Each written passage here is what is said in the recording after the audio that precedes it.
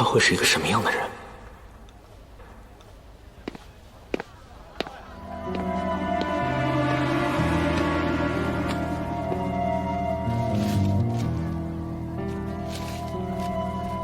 家庭妇女，水产公司的千金，工人，教师。妈妈回来啦！妈妈，我看见了好远的地方，还看见了白鹭。是吗？你要谢谢张叔叔，知道吗？这是叔叔送给小哥哥的礼物，倒让你拿出来先玩了。谢谢张叔叔。没事，小哲啊。张先生，真是太谢谢您了，这一路上幸亏有您。也没什么，小哲呀，我一看见他就想起我儿子了。我和他2年没见，不知道这个小家伙还认不认识我。您放心，肯定认得，父子天性嘛。小哲，是不是？嗯。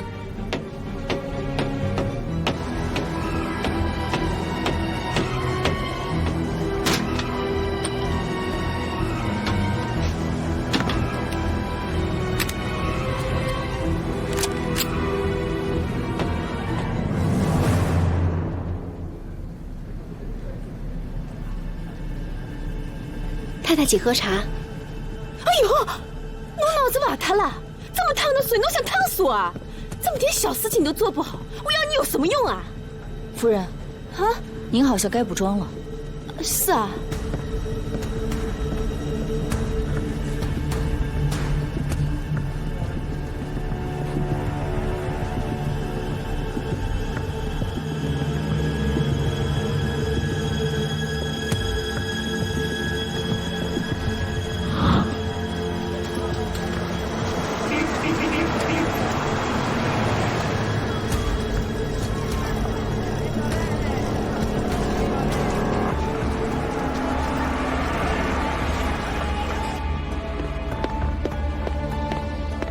组长，记住行动的暗号。是。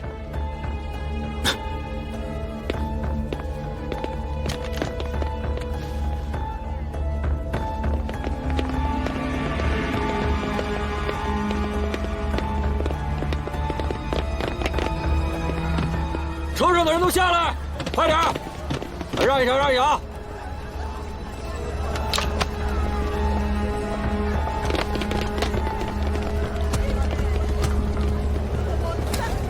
各位不好意思啊，不能让大家多等一会儿了，警察要上船办案。办案？那你们需要多久啊？办什么啊？出什么事儿了吗？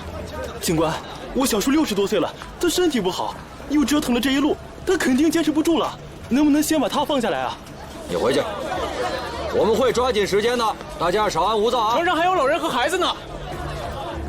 都别吵了，都别吵了，大家再等一会儿吧啊！这警察怎么还来了呢？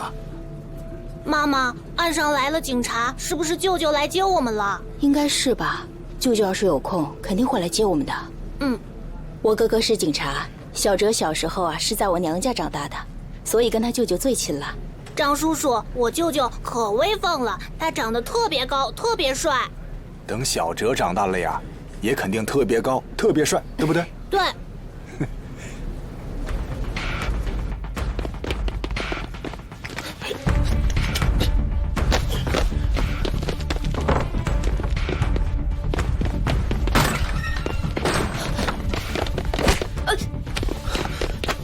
把他抬走。是。走。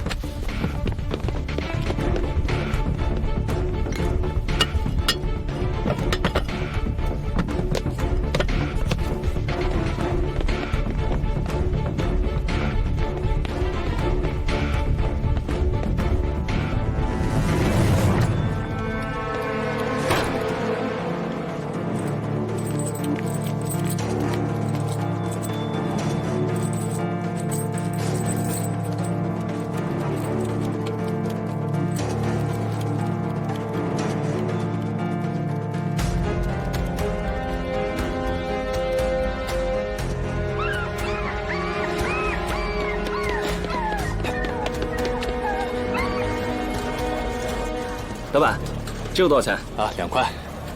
动静搞大点，把警察吸引过来。好嘞，得嘞，您那好。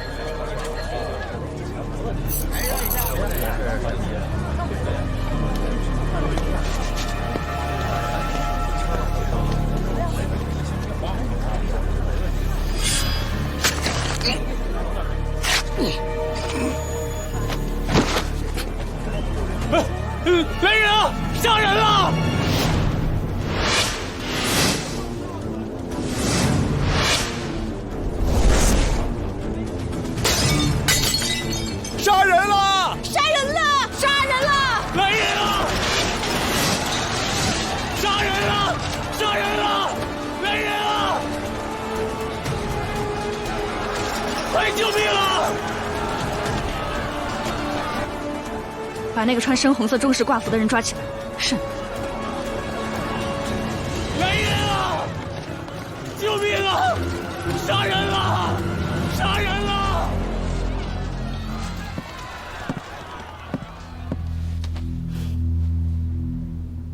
你的内线失联，为什么不第一时间告诉我？这种情况以前也发生过。有时候，他外出执行秘密任务，我就联系不到他。找什么借口？永远都不要抱有侥幸心理，尤其是在这种特殊情况下。他出卖你了？他不可能出卖我。那你告诉我，为什么警察会来？现在不是追究这些问题的时候。我们的当务之急是确保先生的安全。这里肯定有埋伏，我留下来周旋，你去码头接应。你做好为国家尽忠的准备吧。我今天就算牺牲掉所有的人，也要安全地带先生离开。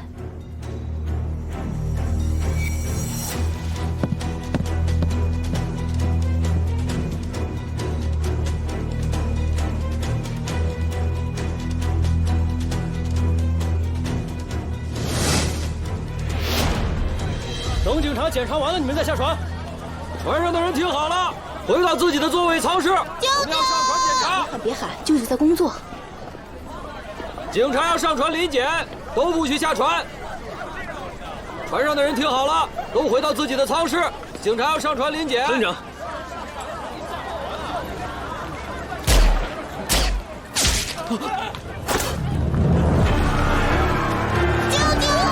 队长。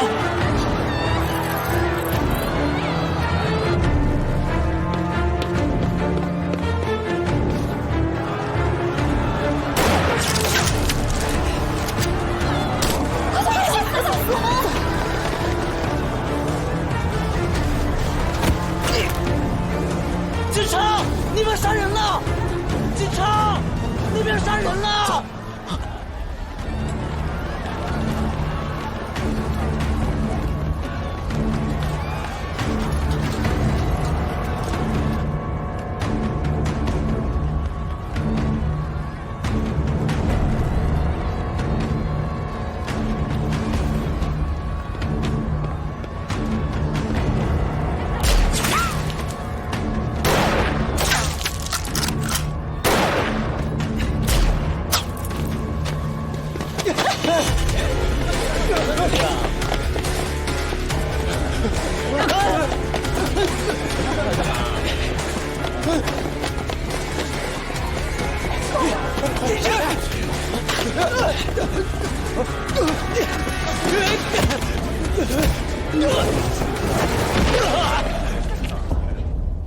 来人啊！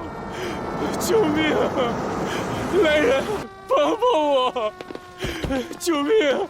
所有人站在原地高动，保护好现场。警官，怎么回事？我工友被人杀死了。你看啊！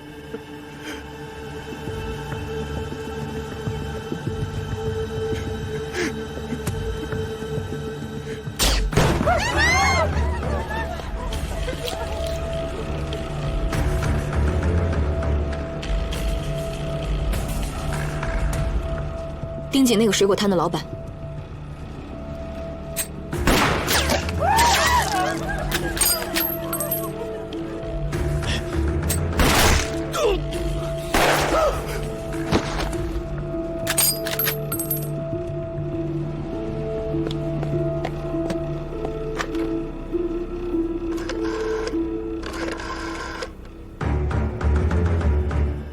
以水果摊为坐标观察，找到其他的日点。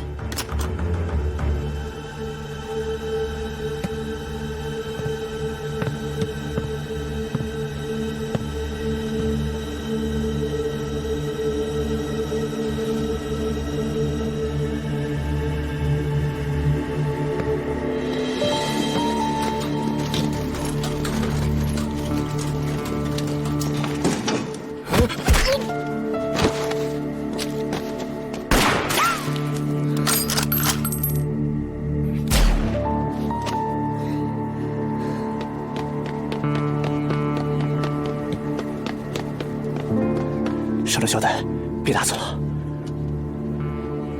我走了。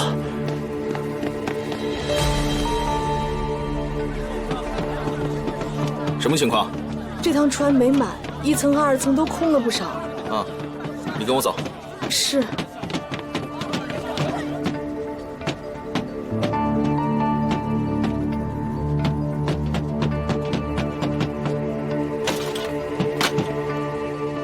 舅舅，你没事吧？你怎么样？我看看你的伤。想干嘛？不是，他这个伤得马上处理。你是个医生？不，我是个教书先生。哦，我太太是护士，所以我懂一点。这个不是一般的伤啊，枪伤你也懂啊？我之前打过仗。啊，这战场上嘛，枪伤见多了，这点伤我没问题。打过仗，现在怎么不打了？如今这局势，正是男儿报效国家的时候。是，淞沪会战，受伤了，眼睛现在不好使了。我认为这教书也是一种打仗。有句话说得好，能做事的做事，能发声的发声。就像这萤火虫，在黑暗当中也能发出一点光亮，不必等待炬火。不愧是先生，说的可真好。这里的小孩和女士都不太方便，那您带唐队长去楼上处理一下伤口。唐队长，走。哥，队长，要我扶你吗？不用，舅舅，看好小沙。好，小花，你控制一下。慢点啊。你先走啊。来，组长，收到了一个手枪盒子，枪不在了，人还没找到。好，知道了。你们坐那边。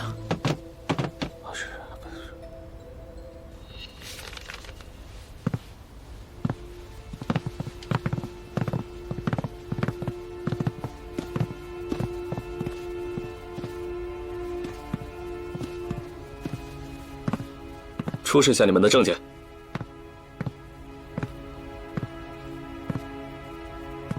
小姐贵姓？安之意。小姐是本地人吗？是。家父过世，回国奔丧。原来安小姐在国外念书。法国，中央公共工程学院。安小姐可真是惜字如金。我们是校友，我学的是经济。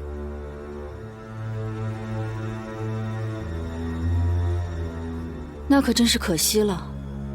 安小姐，请自便。您好，出示一下你们的证件。你这是回来探亲？对的呀。说一下你在上海的地址。贝当路245号306。联系人？哪里的联系人啊？上海的。我家就我自己呀。哦，还有他，我回来以后家里就没有人了。你男人呢？阿拉先生好忙的哦。我没问他忙不忙，快说他的姓名电话。你问这些做什么？我跟你讲，我先生他工作很忙的，整天都不在家哦。那么多人排着队要见他，他都不见的。他忙不忙的你必须得说，我们要是核实不清楚你的个人信息，就不能放你走。你还大着肚子呢，别自找麻烦了，快说。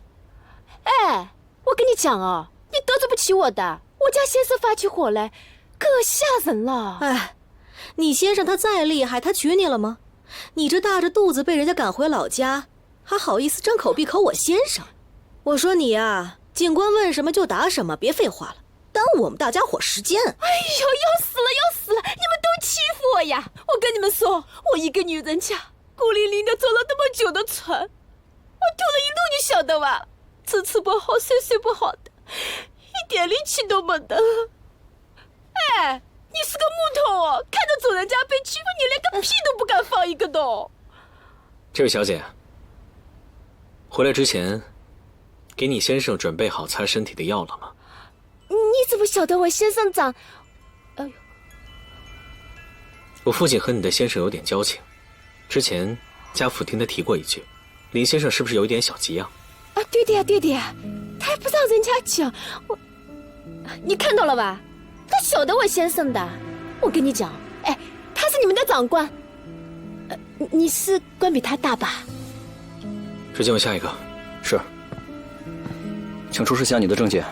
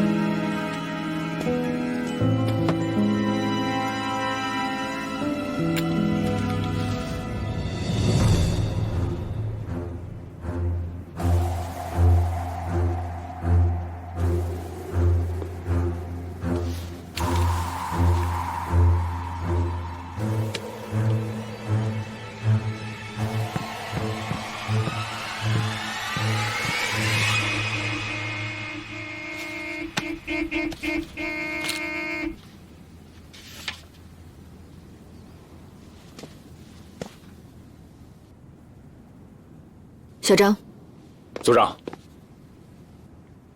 抓到那个按喇叭的人。是。组长，这什么意思？他们这是要放弃行动吗？你觉得我们会有那么好的运气吗？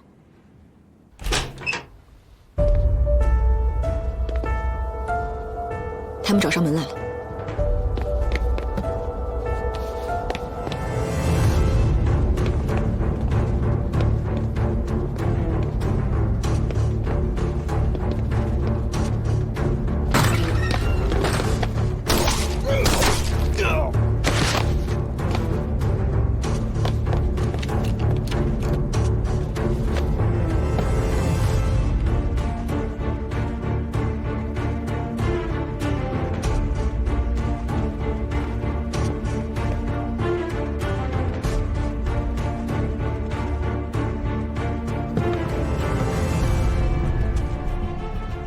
喂，啊，是长沙饭店吗？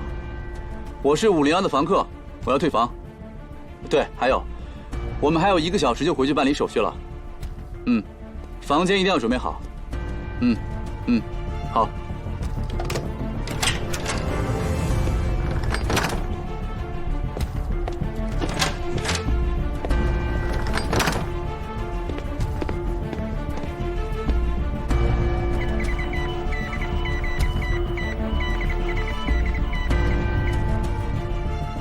喂，您好，请问是驻记者吗？这里是中山码头，这里发生了枪杀案，军统特务不顾百姓的死活，死了很多人。对，你一定要曝光这件事。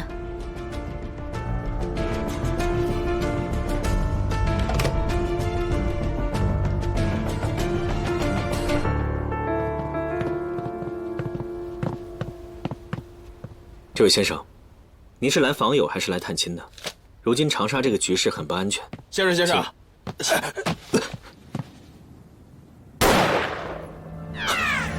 小心！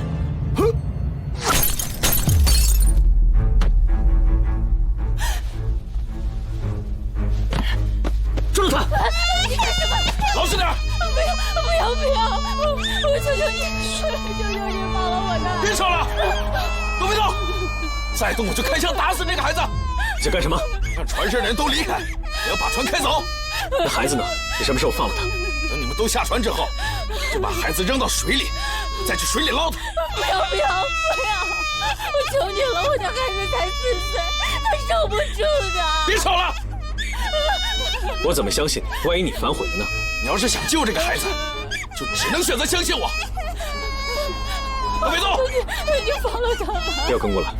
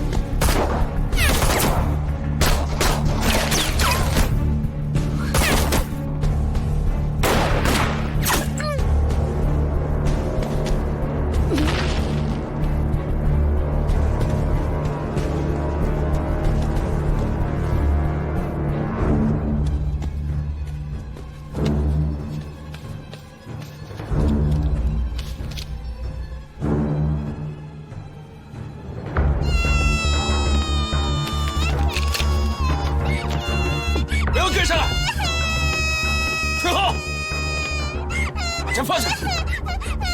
你把枪放下！放下枪！让我开枪打死这个孩子！我把枪放下！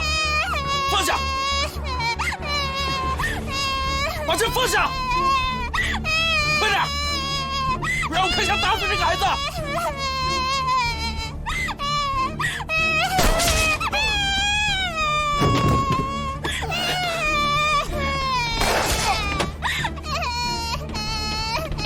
组长，你没事吧？东东，谢谢长官，谢谢。小心！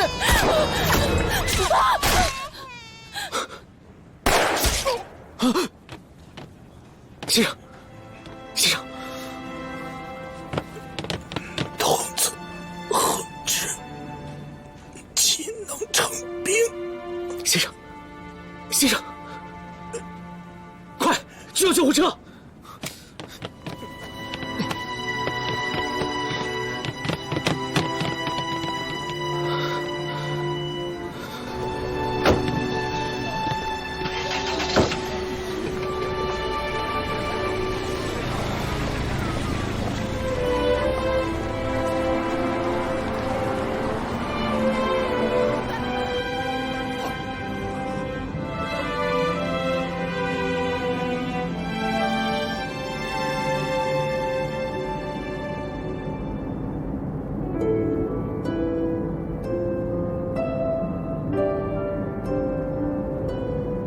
不用去医院了。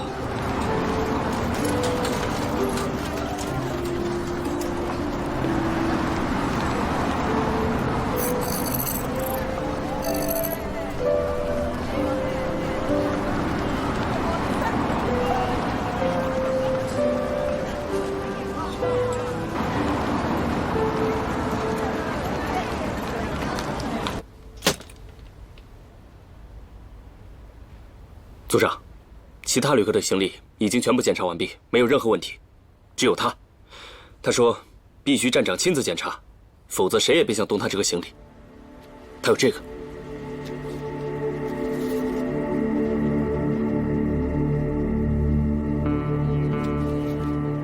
你不要命了？你知道打开箱子会是什么后果吗？把它看好，别影响我干活。让他们查！你这是在找死！回头我见到柯敬平，我倒要问问他，他平时是怎么调教这些手下的？一点规矩都不懂。查！把记录给我一下。是，组长。你看。时间一分一秒的过去了，局面越来越复杂，可先生依旧不见踪影。这么多人不可能全部带回去审查，而先生也不会给他那么多的时间，拖得越久，变数就越大。他必须尽快找到先生。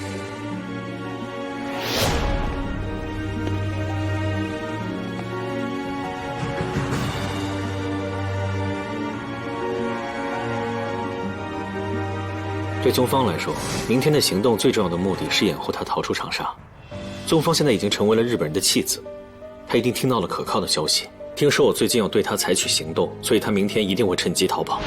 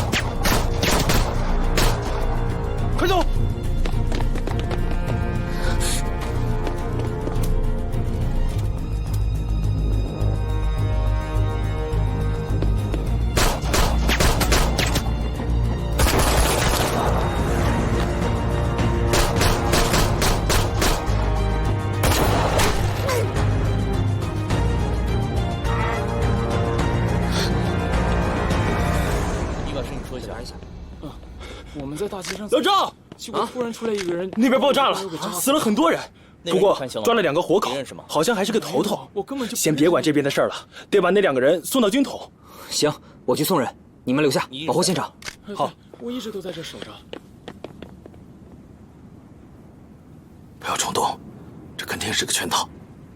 我们接到的上一个指令是保持沉默。他万一来不及发出指令了呢？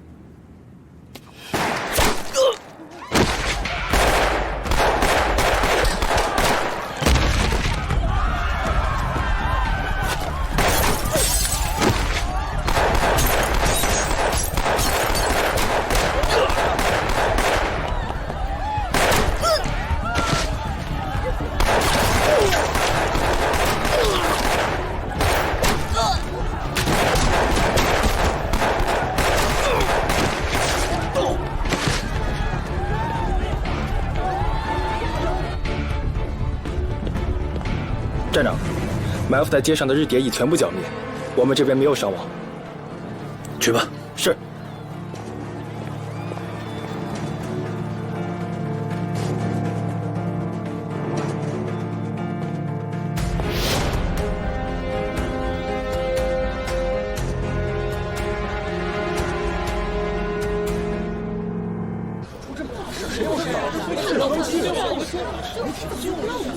请问是不是发生了命案？现场死了几个平民？请问凶手全都是军统的特务吗？你们什么时候公开案情，还死者一个公道？各位，我们只是在做例行检查，没发生什么命案。血淋淋的事实已经摆在眼前了，你们还不承认？来的时候我们就看见了，那条街上有很多尸体，你们怎么解释？他们那是活该。活该！他居然说那些死去的平民是活该，真是一点恻隐之心都没有。让我们进去！对，让我们进去！让我们进去！让我们进去！让我们进去！让我们进去！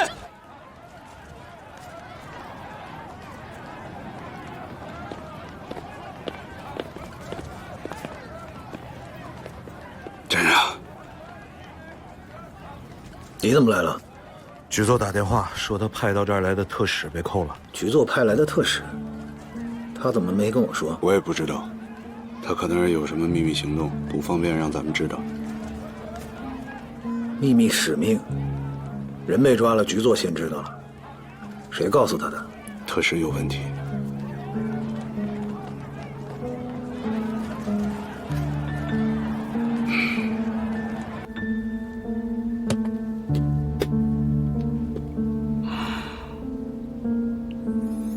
年轻人，我要给你个忠告，不要等到事情无法收场的时候再收手。这几个人留下，其他人可以走了。是。大家听着，我念到名字的可以走了。许招娣、张平、王阳、周浩。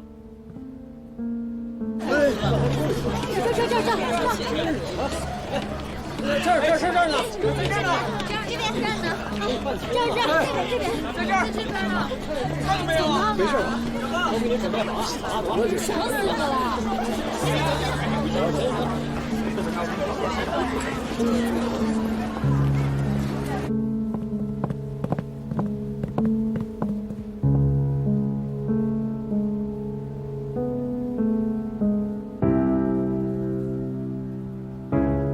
宗方呢？怎么还没回来？他的小组已经全军覆没了，他有可能……不好，先生被扣下了。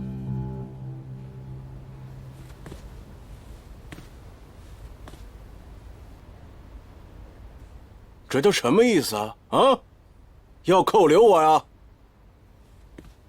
这该查的你们查了，不该查的也查了，还不放行是吧？啊，什么意思啊？啊，想玩是吧？好啊，我倒要看看你们这场戏怎么唱下去，我陪着你们。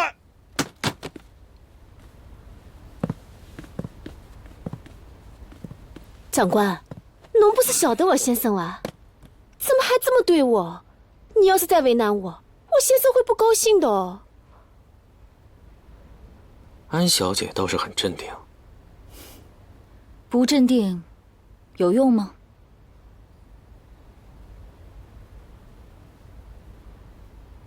你是上海本地人？不是。船上有我们的人，必要的时候你可以联络他，他可以帮助你。我看着你有些眼熟，我们是不是在吉斯菲尔路的咖啡馆见过？先生，你认错人了，我没喝过咖啡。哎呀，不行，肚子痛，我得去医院。别装了，喊疼的时候都怕弄坏自己的指甲，这叫疼吗？哎呦，我不管了呀，反正我现在一人两命，你要是把我吓出个好歹来，你可担待不起的哦，我跟你讲。这位先生可比你们家先生的官大多了，我连他都敢得罪，更何况是你呢？真的呀？你说老林怎么找了这么一个蠢货？难怪他们家母夜叉把你赶出上海。他讲的呀，我有我的好处，好吧？你说你把他扣下来，就他这个蠢样子，他是你要找的人吗？他确实有他的好处。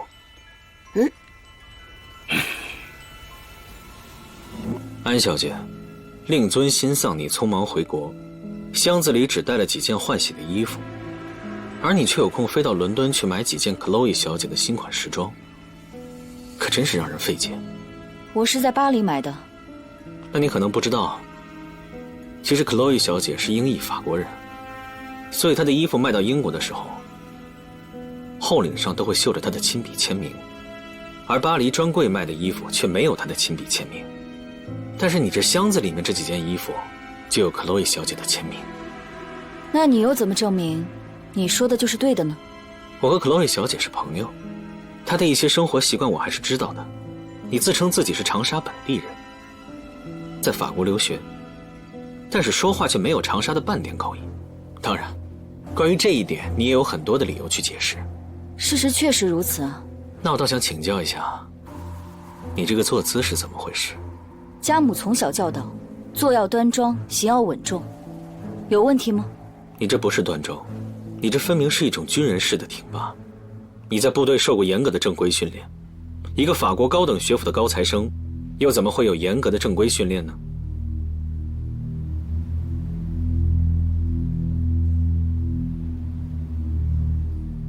你是个不错的对手，可惜了。我知道了，你们是孪生姐妹。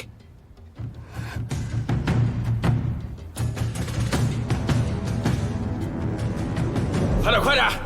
磨蹭什么呢？快点，快一点！最后一枪了。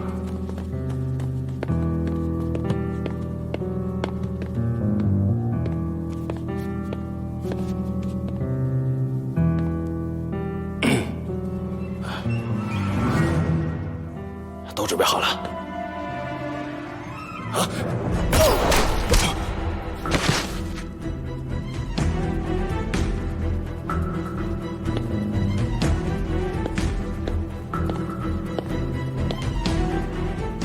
米奥呢？我不交的话，也许还能活；交出来肯定死。你说我为什么要交啊？你错了，你交了反倒会有一线生机，因为我们只想要密钥，对你的命并不感兴趣。可是日本人就不这么想，无论你交还是不交，只要让他们知道我们在这里接触过，你就死定了。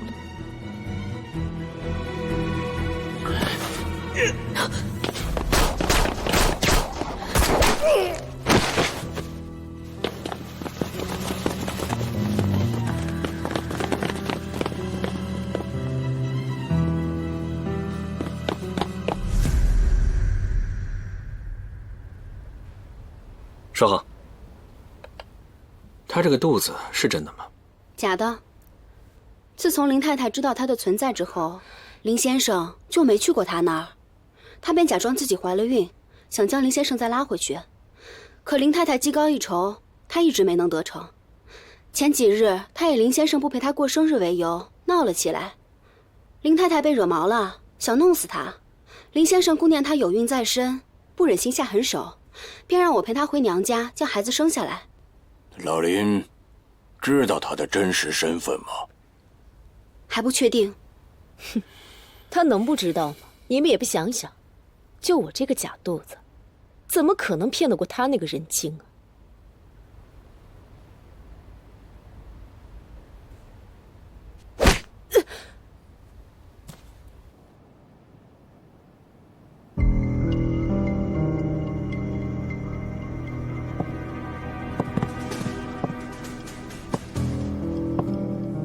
活人我们是接不到了，只能让先生开不了口。派遣人员的名单绝对不能落到云鸿生手上。您打算怎么做？船上还有我的人，在云鸿生的眼皮子底下杀死他，这可能吗？他总要把先生送走，那就是我们下手的机会。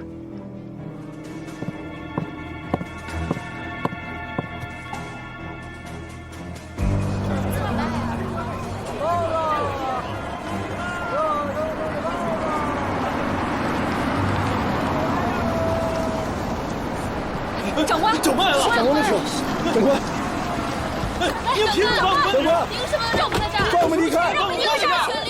放我们离开，长官！放我们走！放我们进去！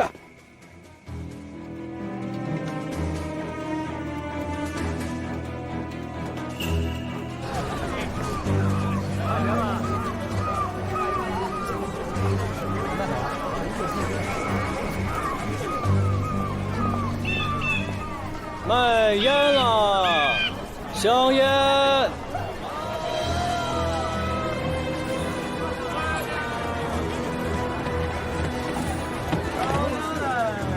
长官，长官，长官，长官。先生喂。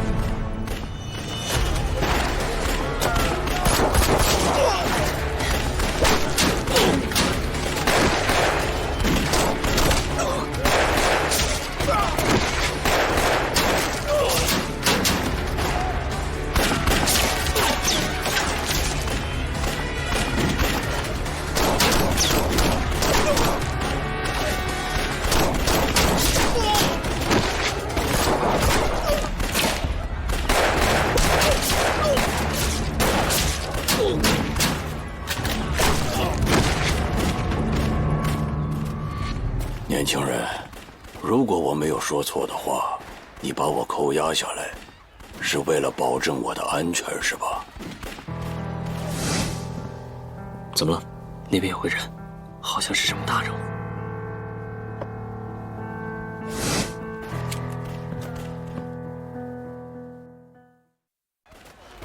年轻人，如果我没有说错的话，你把我扣押下来，是为了保证我的安全，是吧？怎么了？那边有个人，好像是什么大人物。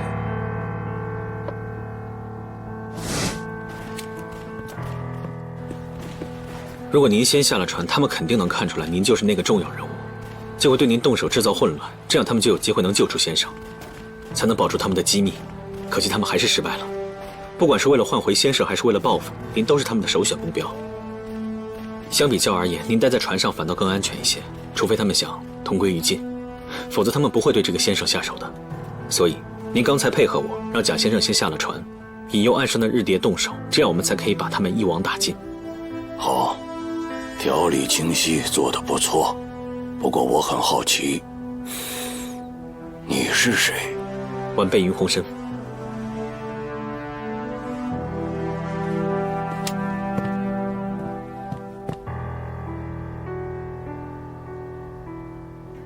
哎，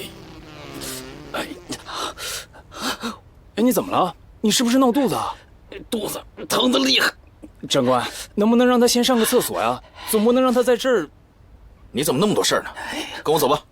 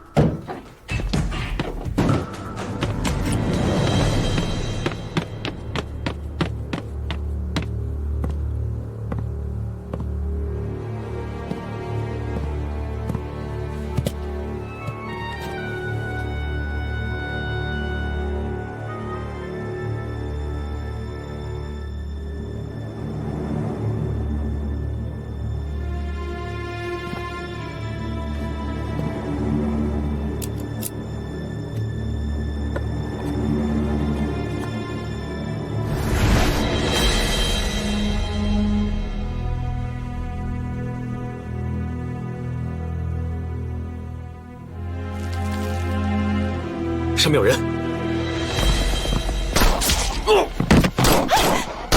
保护目标。好。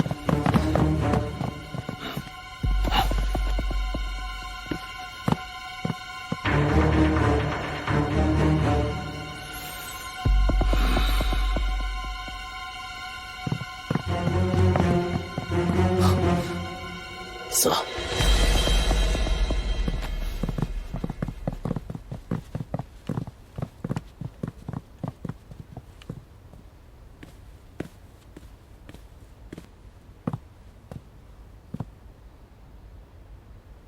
云鸿深发什么邪火？就因为死了个人啊？副站长，组长他心里不痛快。死了人谁心里痛快啊？啊，不像话！柯站长和朱副站长培养出的好苗子。石先生您见笑了，卑职不敢鞠躬，全是站长他爱惜人才。现在外面已经安全了，您可以出去了。石先生，请。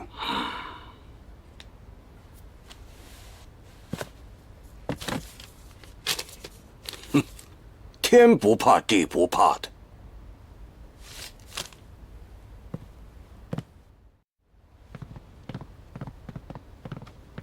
出去。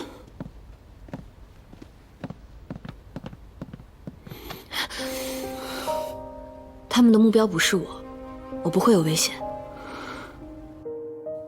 对不起，宗方没抓到。没关系，我们肯定会想到其他的办法。原来你也是有软肋的。谁是先生？我明白了，你们两个都是先生。确切的说，你们两个加在一起才是先生。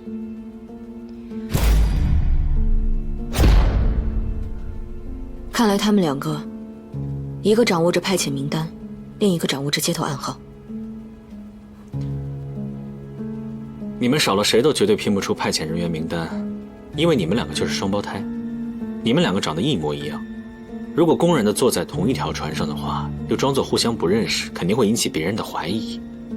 所以你就把自己伪装成一个刚遭父丧的热孝中人，因为大部分的人都很忌讳这个，肯定不会一直看着你们的。如果一旦被识破了的话，你们也可以混淆他们的注意力，因为两个长得一模一样的人，大部分的人都不会做出正确的判断。可惜我是一个例外。你找不到的。这么重要的东西，怎么可能这么轻易就被别人找到呢？除非有我们的提示。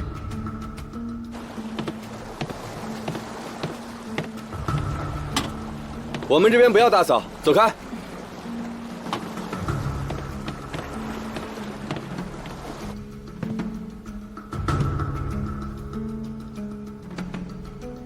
我生平最讨厌别人来威胁我，尤其拿我爱的人来威胁我。你们承担得起这样的后果吗？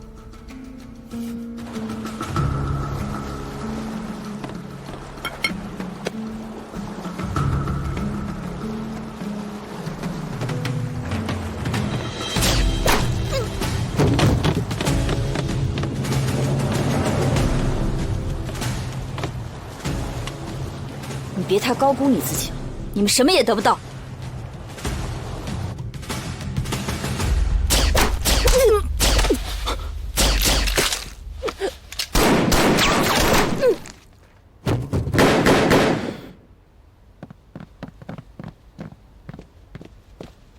组长，你们没事吧？没事，他们的目标不是我们。你们去检查一下，看看有什么漏网之鱼。是。得把派遣名单找出来。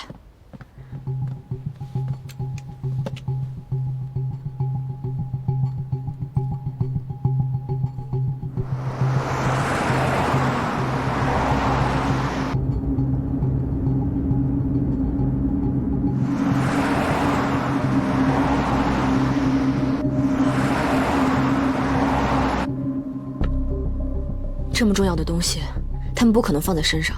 我们一定是遗漏了什么重要的细节。怎么才能确保这份名单不会轻易的被别人搜到，或者就算搜到了也轻易破解不了？除非他们本身就是这份名单。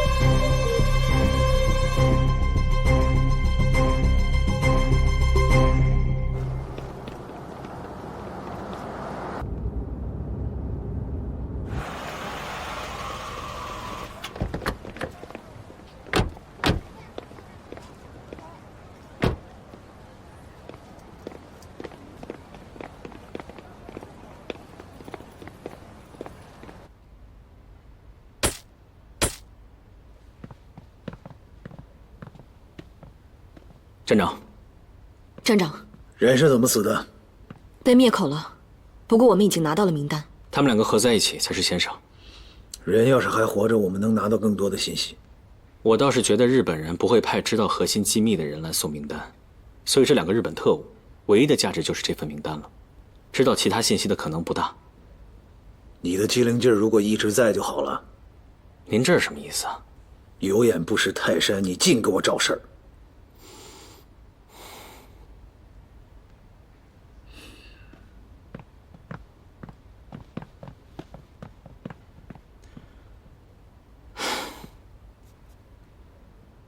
喂，杨部长，您订的那套家具，这个月恐怕是交不了货了。我们店里的一个工人突发疾病死了，人手实在是不够，恐怕得劳烦您再等等了。不好意思啊，杨部长。那好，我就再等等看。码头上到底出了什么事儿？在日本人炮制出所谓的储备券以后，云木之和杨子明联手策划了一个夺金行动。行动的内容是在日本人的眼皮子底下，把法兰西银行的储备金转移，先隐藏起来，再找合适的机会运往敌后抗日根据地。张显成是夺金行动的负责人，昨天清晨的那个电话就是他打来的。杨先生，我是您的房屋中介，我明天要回老家投奔亲戚，您的房屋只能投给别人照看了。张显成在电话里传达了2个信息：一，夺金行动出了问题，他必须要马上撤离；二，他将赶赴长沙，当面向杨子明汇报。出事！可惜他还没有接上头就牺牲了，这让杨子明在悲伤的同时陷入了巨大的担忧。夺金行动到底出了什么问题？组织上为什么对此一无所知？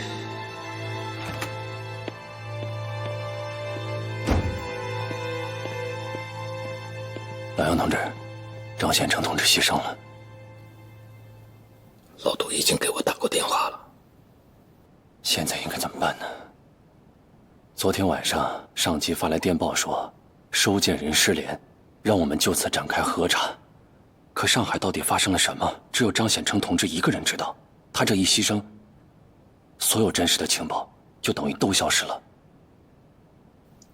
未必。您的意思是，张显成同志牺牲的时候，叶英在不在现场？在，他就在现场。好，你把现场发生的一切原原本本的跟我说一遍。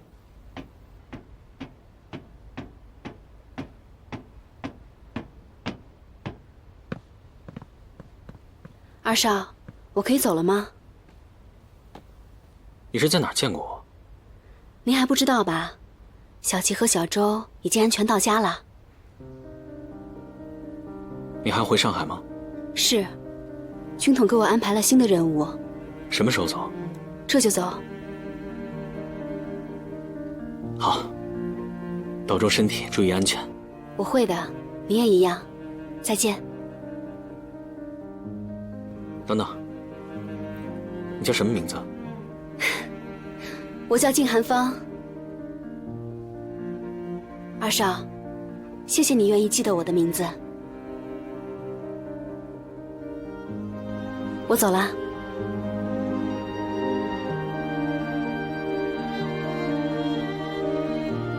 望着静寒芳远去的身影，云鸿深知道，还有无数的战友像他一样，默默无闻地战斗在隐秘的战线上。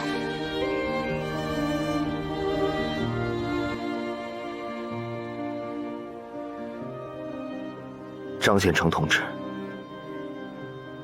是一位非常非常了不起的好同志。是啊，如果不是为了救云鸿深，他也不会牺牲。不仅如此，张显成同志牺牲之前，一定给我们留下线索了。您的意思是，他对云鸿深说的那些话？对，他曾经参与过除掉子爵的行动，所以他认识鸿深。虽然他不敢确定鸿深的身份，但是有一点他会坚信，鸿深是值得信赖的人。也就是说，他把关键的信息放在了对云鸿深说的那些话里。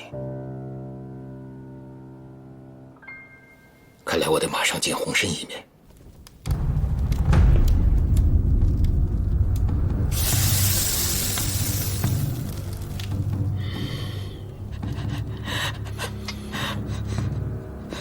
你说你这是何必呢？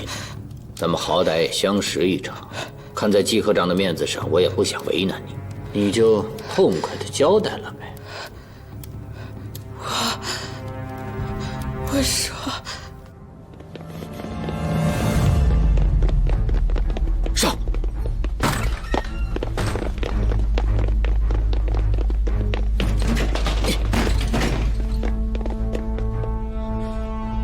走。是。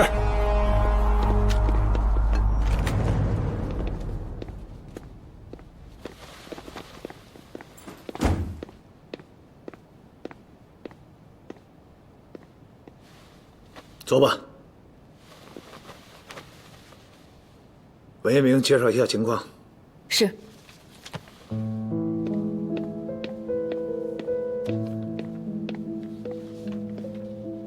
整件事情要从季科长的未婚妻说起。想必很多同事都知道，季科长在1个多月前就订了婚，女方是电话局的一个接线员，24岁，父母早逝，由一个远房亲戚抚养长大。季科长和他的未婚妻感情非常好，原本计划着今年夏天就结婚，可从这个月开始，季科长和他的未婚妻感情突然变淡了，最后索性就没了来往。林处长发现了这一反常情况，于是暗中调查了季科长的未婚妻，确定他的真实身份是一名日谍网的发报员。今天上午12点，龚处长对他实行了抓捕。是，我们在他住的地方缴获一部电台和一些武器，把他带回了站里实施审讯。他承认他就是日谍。咱们好歹也相识一场，我也不想为难你，你就痛快的交代了呗。我说，并且供出了他的上级和同伙。可惜我们赶到的时候，他的同伙已经跑了。至于上级，他供称就是宗方，同时他还交代了一个电话号码。我们通过那个号码找到一个地址，但同样是人去房空。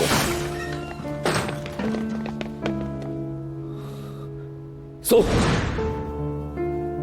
宗方不是在昨天的追捕中死了吗？他那是诈死，目的就是逃脱我们的。韦明接着说。林处长进一步调查追踪了这个发报员，最终发现了一部敌台，并且对他实施了监听。前天晚上11点38分左右，这部敌台发出了一条消息，内容是请求上级派新人来长沙支援。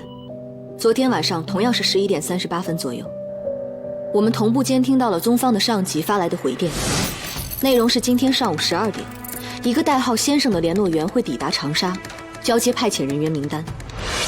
站长全面封锁了消息，并且亲自指挥了今天上午的行动，由我和云鸿深负责执行。本次行动非常的成功，出现在火车站的所有日谍共计19名全被清除，先生及其同伙也全被破获，并且成功拿到了派遣人员名单。我们损失了2名特工，另外有3名特工在行动中受了轻伤。1分钟之前，我们的行动小组全部到位，新派遣到长沙的第一批日谍也将被我们拿获。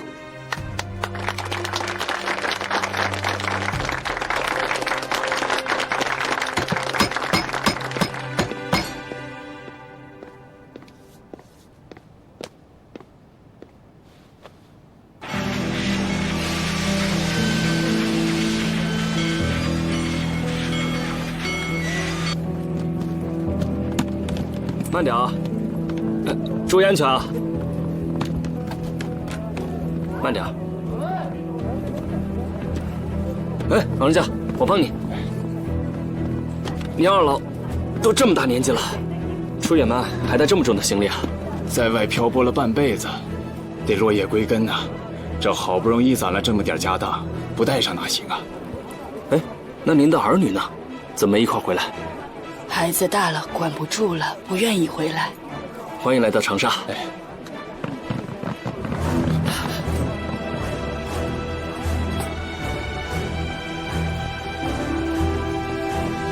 停车！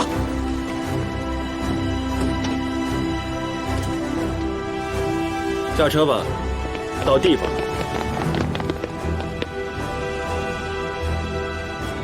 都快点啊，麻利着点。大哥，劳驾这个活。哟，你这个烟是叫什么海盗是吗？啊，不，您记错了，他应该叫强盗。嗨，甭管什么道，反正啊，都不是什么好人。举起手来！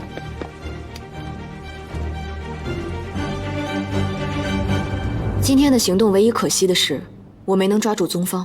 他想借这个机会逃出长沙，我差一点就抓到他了。于浑身，你有什么要说的吗？文组长的汇报已经很详细了，我没有什么要补充的。你还是真是心宽啊！你当众让局座派来的特使难堪，这件事情你该怎么解释？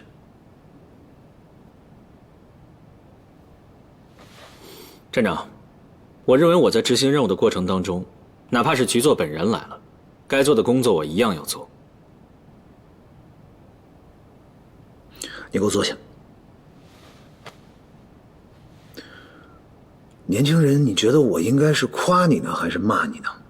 我认为我们的工作程序适用于所有人，不应该因对方的身份和地位而有所顾虑，这是其一。其二，在找到先生之前，每个人都有嫌疑。好，说到先生，我想问问你，他是怎么死的？是我的疏忽，我没有注意到船上还有漏网之鱼。我问你了吗？码头的行动是云鸿深负责的，出了这么大的问题，他应该承担这个责任。朱副站长，给他记个处分。是。报告。进来。站长，日谍也全部抓获。去吧。是。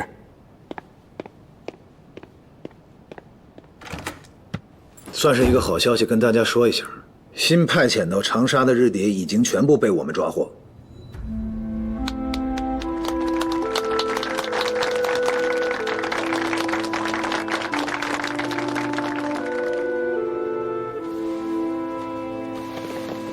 各位，我不相信什么没有万无一失的行动这样的话，我只相信在行动过程当中，只要做到细致缜密，就一定不会失败。希望你们记住我说的话。是。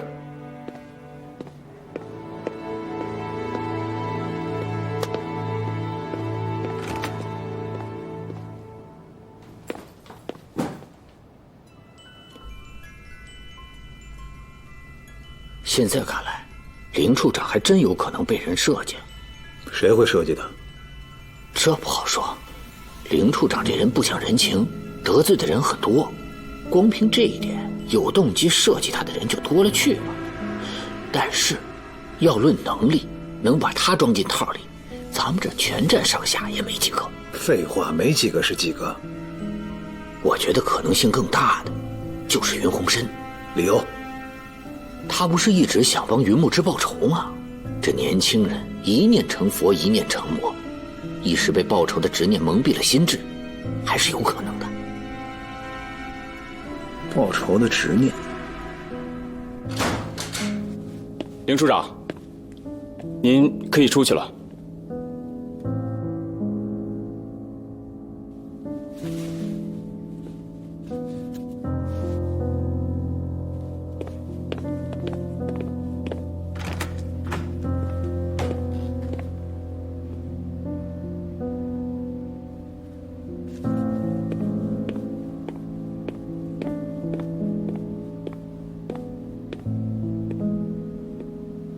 站长，这次的行动非常成功，潜伏在长沙所有的日谍都被我们抓获，新派遣来的人员名单也被我们拿到了。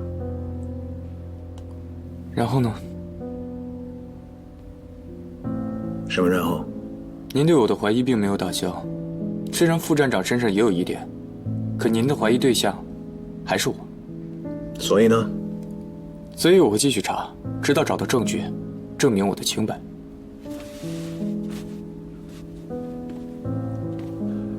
我希望我们下次再谈到这个话题的时候，你给到我的是证据，而并非是你的推测。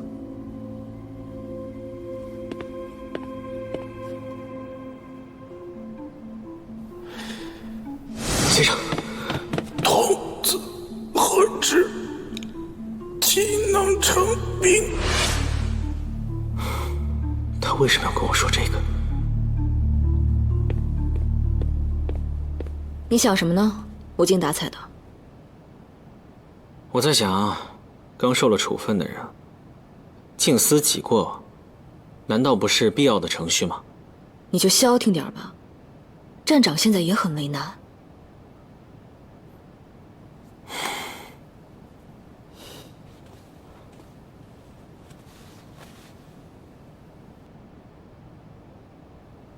施先生这个人心眼小，你当众拂他的面子，他一定会不依不饶。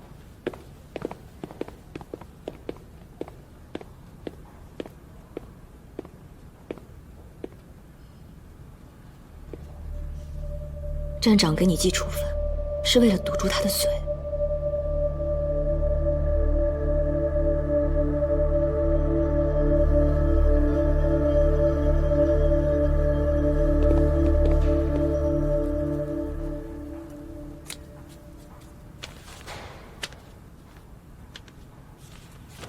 您拿好。好，谢谢。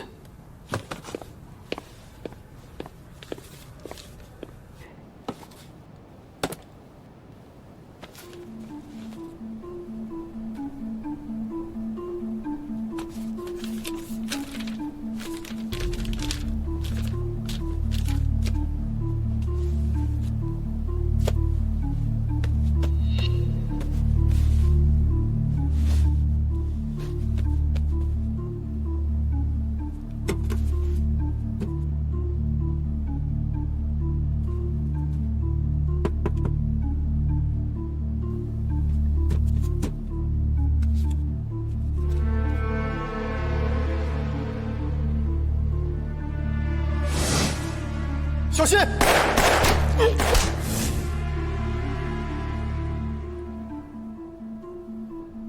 他到底是什么人？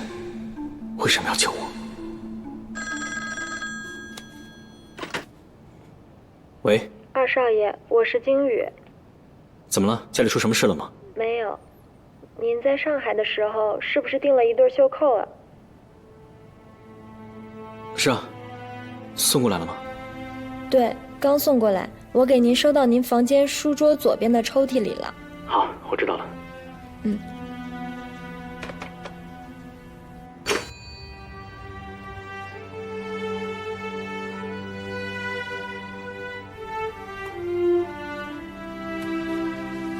青雨啊，我今天根本就没有来过，这袖扣是寄到家里来的，明白吗？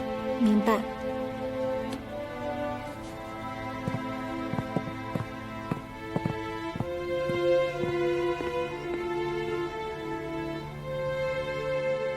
云鸿深房间书桌左边的抽屉里放着一只手表，那是云鸿深15岁那年杨子明送给他的生日礼物。再结合鲸鱼所说的那对袖扣，足以证明这个电话是杨子明让鲸鱼打的。那年的生日是在潇湘楼过的，很显然杨子明让鲸鱼打这个电话的目的是约自己马上去潇湘楼见面。到底是什么事情让杨子明连下班都等不到，急着要见面呢？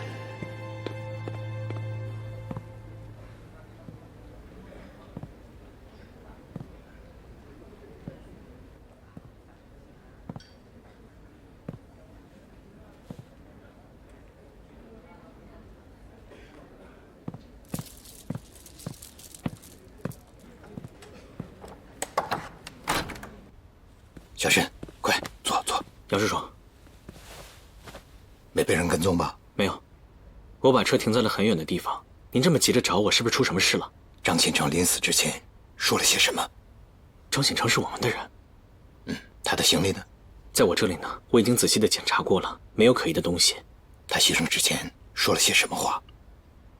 童子何知，岂能称兵？他好像还有很多的话没有说完。童子何知，岂能称兵？叛逆？不好！出什么事了吗？小申，你不是一直都想知道储备金的事情吗？我现在就告诉你。原来张显成是参加了储备金行动的人。对，他是夺金行动的负责人。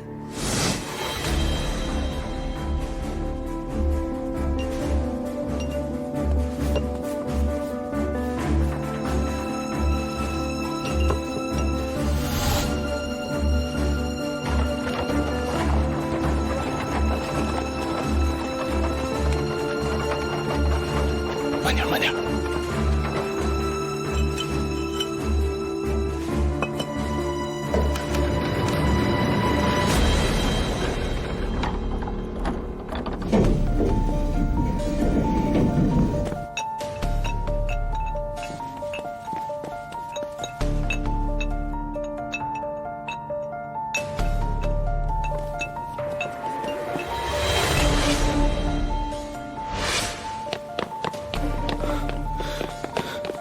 小申，爸，你在干什么？那些储备券根本就是一堆废纸，你特意把我支开，就是为了干这个呀？我做的决定，什么时候轮到你指手画脚？我只想知道，我做的事情是不是正确的？当然是正确的。那您就应该告诉我真相。真相是，法兰西银行行长云木之今天晚上突发心脏病去世了。从此以后，他与 Frank 和法兰西银行再无瓜葛。等事态过去了，我们可以再回来。到那时候，我会给你一个完美的答案。昨天早上，张显成从上海给我打了一个电话，可能是因为敌人盯得太紧，他不方便多说，他只说了2件事情：第一，夺金行动出了问题；第二，他要来长沙。昨天晚上组织上发来电报，说是苏北派去交接黄金的同志失联了，他没有在规定的时间跟上级联系。那综合这2条信息，是不是可以得出这样一个推论：昨天早上苏北的同志派去上海和张显成接头，可行动接头失败。那这件事情发生的应该很突然，无论是张显成打给您的电话，还是组织上发来的电报，得出的信息都非常的单一。总结起来就是夺金行动出了问题。那这问题是怎么出的？可能只有张显成一个人知道。张显成是一个老地下，很有经验，他一定会在临终前留下重要的提示信息。童子何知岂能称兵叛逆？他是想告诉我们，夺金行动组当中出了叛徒。对，如果他活着的话，一定会帮助我们梳理出更多关于叛逆的信息。可惜啊，他为什么要把这么重要的信息告诉我呢？难道他知道了我的真实身份？他本来是我的下线，我离开上海以后，把他的小组移交给了徐管家。除掉自觉的行动，他参与过，所以对你的身份，他应该有所猜测。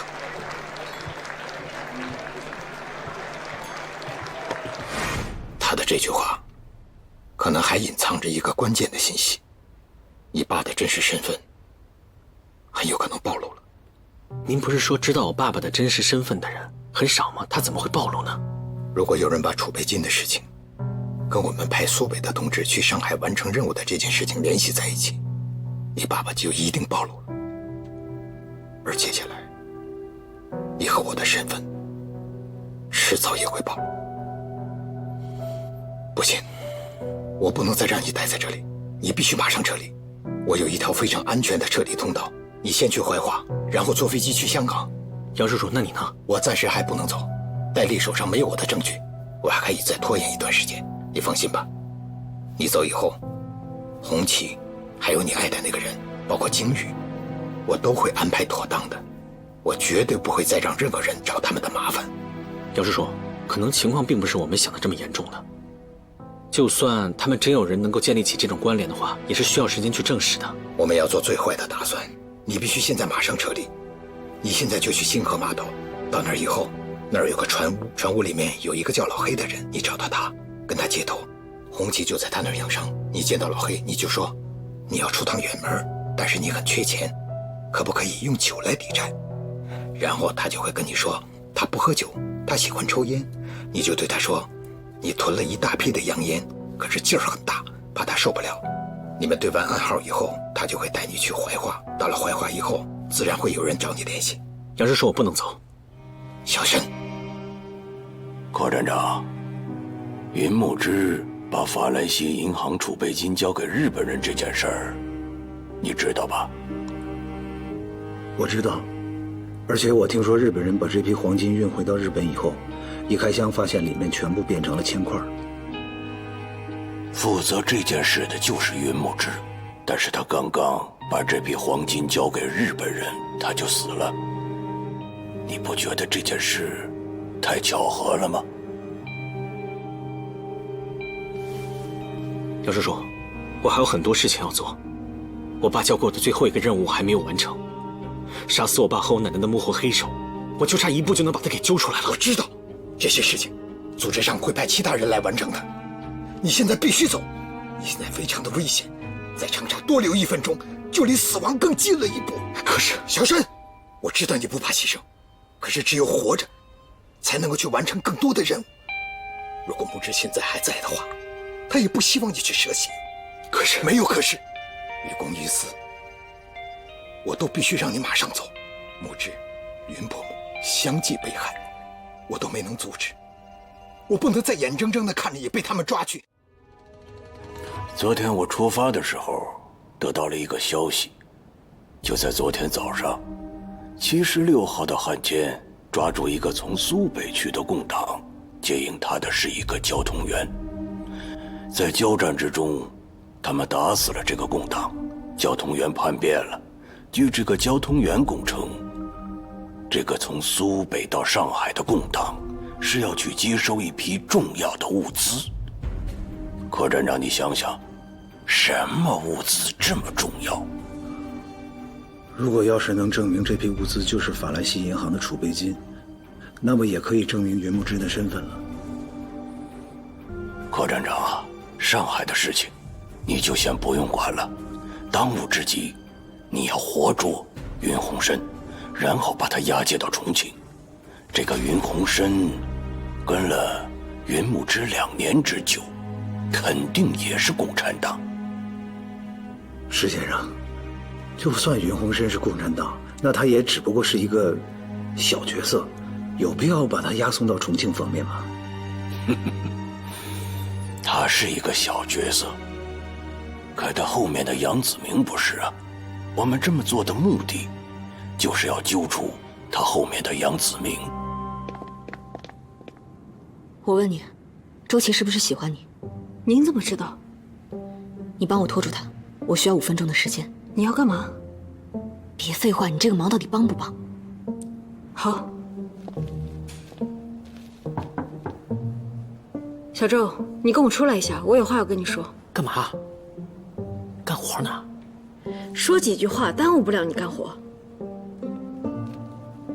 你出不出来？不出来我走了。哎，别，我出来。你过来。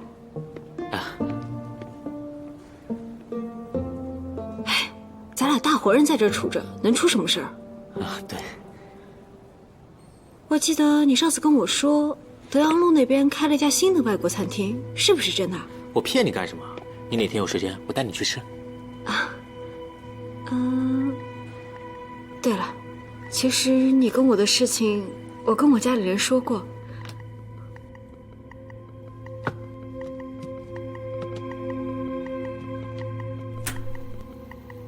你为什么把云鸿深和云鸿奇藏在你家里？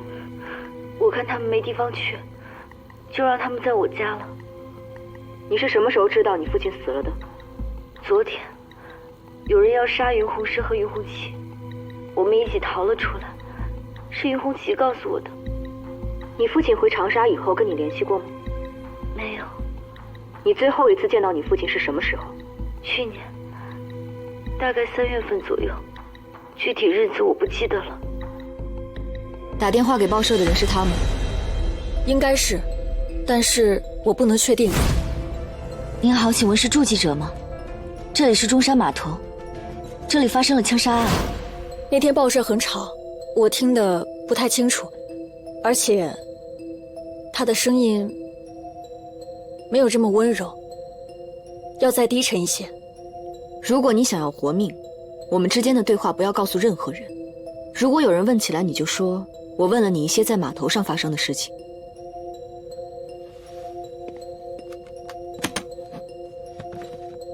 是吗？只要叔叔能答应我，我做什么都行啊！真的。那我约好他们的时间，我再找你啊。我还有点事，我先忙去了。你也忙去吧，我走了，再见。哎，拜拜。石先生，您看啊，如果云鸿深是共产党的话，他为什么不去投奔他们那边的组织？像您刚才分析的这些，他何必来长沙趟这趟浑水呢？你是不是过于偏爱云鸿深了？我觉得他是个人才，时日不久他会变成党国的一把利剑。是，有其父必有其子，他固然是个好苗子，但是这把剑并不握在你的手上，那是共产党的剑。你想一想，你就不怕有一天他反过来砍死你？毕竟只是推测，没有证据嘛。简直是笑话！这种事要什么证据啊？云木之这种老狐狸，他能留下什么把柄，留下什么证据让你定罪？